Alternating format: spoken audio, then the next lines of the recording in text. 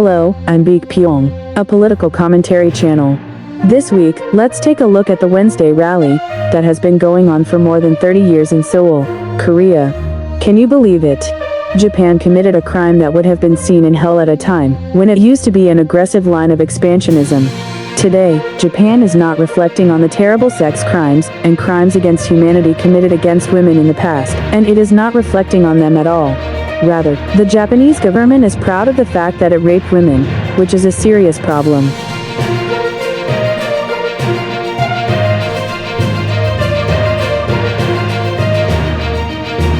Japan is well known as a world-famous producer and distributor of pornographic videos. The reason for this is that Japan sees rape of women as a kind of coming-of-age ceremony to become a man. In the case of Japanese sexual slavery, anti-Japanese sentiment increased in the occupied area, as rape by Japanese soldiers became more frequent in the early 1930s, and soldiers became sexually transmitted, and the comfort system was introduced, and Japanese troops began to mobilize colonial and occupied women. According to a survey of the victims registered in the Korean government, the age of the arrests ranged from 11 to 27, and most of the victims were mobilized through employment fraud, kidnapping, and kidnapping.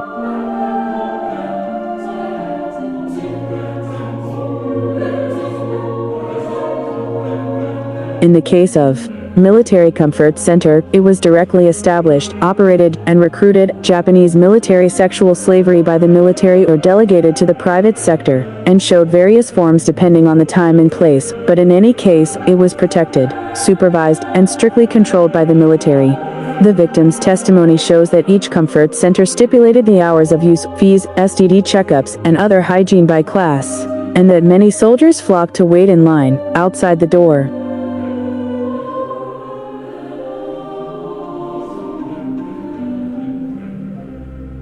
Victims of Japanese sexual slavery testified that they had to undergo regular STD checkups for the safety of Japanese soldiers, and that they were brutally raped, not only if they had menstruation, pregnancy, but also if they had a disease.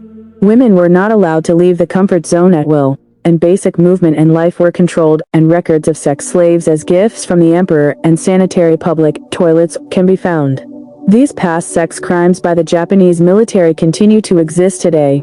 Even at this time, there is so much pornography called sexual toilet in the pornographic video content produced, distributed, and sold by Japan, which shows that Japanese society basically considers women to be men's sex drive toilet.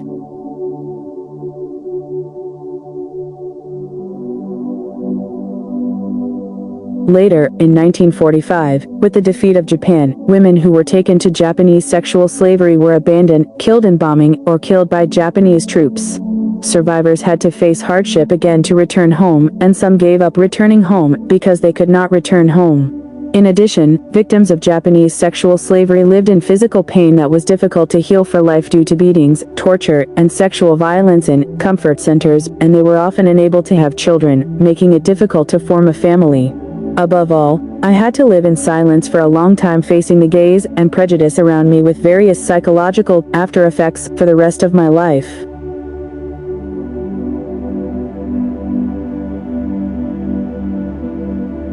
The issue of Japanese sexual slavery was revealed to the world by Professor Yoon Jang-ok at the 1988 Women's and Tourism Culture Seminar, and the Korean Psychiatric Countermeasures Council was formed on November 16, 1990 to raise the issue to the Japanese government. However, the Japanese government denied involvement, and on August 14, 1991, Kim Hak-soon publicly testified at the first press conference in Korea that she was a victim of Japanese sexual slavery, and the victims who had to remain silent came to the world.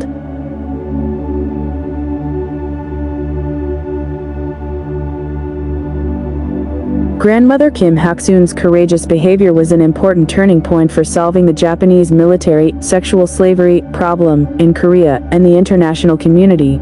Survivors, who were disconnected from their neighbors and families and could not even properly talk about Japanese sexual slavery, began to actively accuse the Japanese government of criminal activities, calling for honor and human rights recovery to the world, and working as women's human rights and peace activists.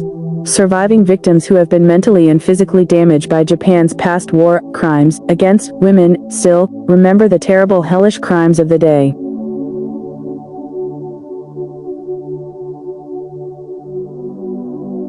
Japan has ordered military units to cheat, deceive and lure Koreans, current Koreans, and women, then force them to the battlefield, imprison them, and rape Japanese soldiers to relieve their sexual desires. The reason why Japan was able to do this was because it was basically a country that did not recognize human rights to women. That's why Japan, which doesn't have a basic concept of human rights, saw rape as a kind of culture. Korean women who were forcibly taken away and became sexual slaves had to be victims of rape, sexual violence, assault, injury, torture, forced abortion, and the Holocaust, when Japanese soldiers stabbed, buried, stoned, or trampled to death with military boots.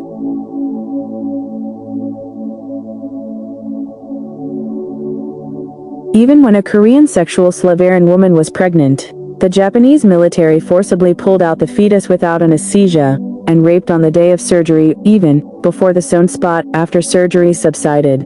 In addition, the Japanese military raped a Korean sexual slavery woman on the day she gave birth and buried her child alive and killed her.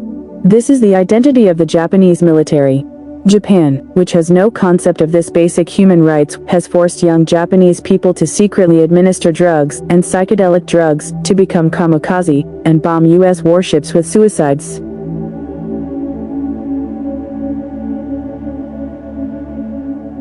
The problem is that Japan now reflects on and repents for these past war crimes, and the Japanese government and military are now mocking and attacking its victims, arguing that it is natural for the strong to loot and exploit the weak. That's why the Japanese government is campaigning around the world to remove the statue of a small girl, making a major anti-human rights mistake that some cities accept.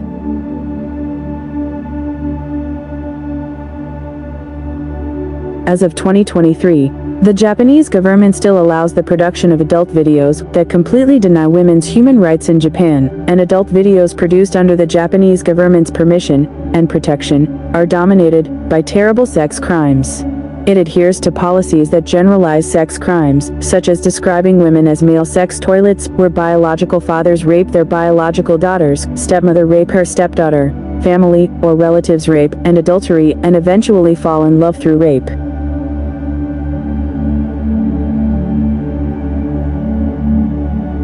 As a result, it is said that many women are raped and then killed every day in Japan. Japan publicly pretends to be a model citizen with a strong law-abiding spirit, but most of them are shocked when they know their inner thoughts. Many anthropologists and cultural researchers say knowing the true nature of the Japanese people is what they really know, as the Japanese people are willing to commit these terrible sex crimes at any time, given the circumstances, and if public sentiment allows them. In Japanese, Han is also the most representative expression of Japan. Just by traveling for a while or working in Japan as a contract worker, you don't know the real hidden image of the Japanese.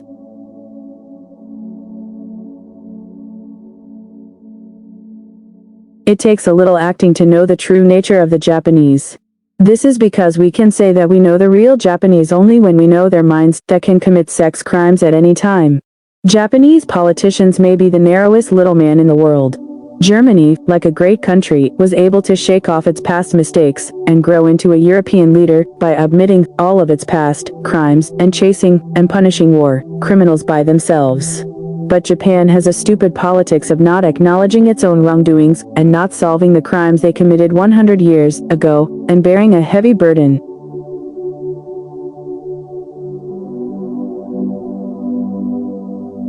Japanese politicians have been criminals exploiting and killing Japanese people for thousands of years.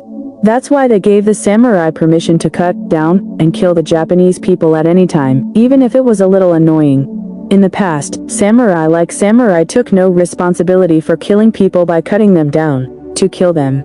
Such barbaric customs still exist.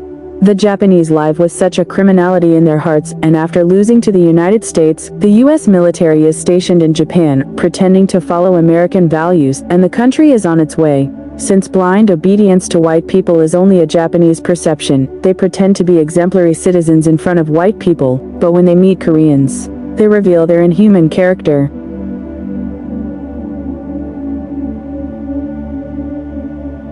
The anti-Korean sentiment in Japan is the fundamental character of the Japanese. This DNA of Japanese sex crimes is certified and protected by the Japanese government, and Japan denies the issue of Korean victims of forced mobilization in Mitsubishi, and denies the issue of Korean victims of sexual slavery. The Japanese government's intention not to reflect on the past means that it will continue to commit war sex crimes in the future. In short, Japan is a potential sex crime country.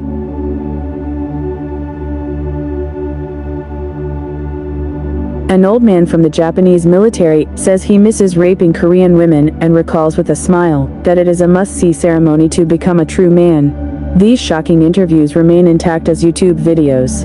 A South Korean civic group, the Justice Memory Solidarity, has been holding rallies for women affected by Japanese military sexual slavery every Wednesday for 30 years. Last week was the 1591st Wednesday demonstration. I'm also with them every Wednesday on YouTube. Big Pyong.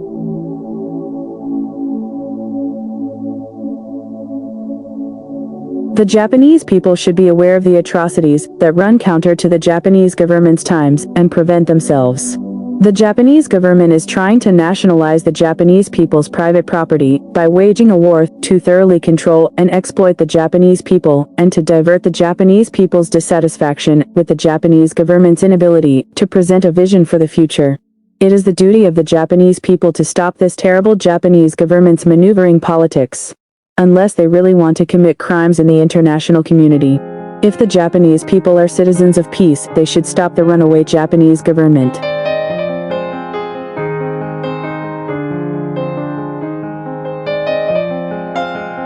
The recent U.S. push for a military alliance to rearm Japan to keep Russia and China in check can also be seen as a way to eventually release these sex crime court to Asian countries. In a way, the United States is committing a crime of releasing these unreflected Japanese war sex offenders back into the world, pushing for a military policy that cruelly tramples on the human rights of Asian women. I'll call it a day. Subscribe, like, and share. A great support for video production. Thank you for watching.